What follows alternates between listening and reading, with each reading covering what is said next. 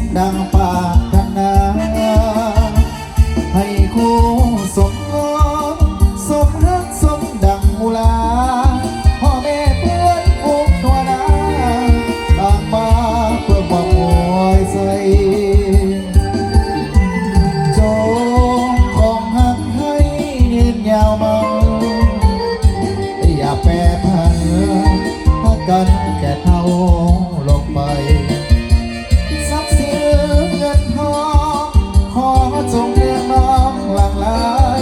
แม่เกิดเป็นลูกหญิงชายให้เลิกด้วยปฏิภาณบัดนี้ทั้งสองสมปองเป็นคู่กันแล้วได้เป็นผัวทิ้งเมียแก้วแน่แล้วด้วยความสุขสันต์แม่อยากพังพาผิดไปอภัยให้กัน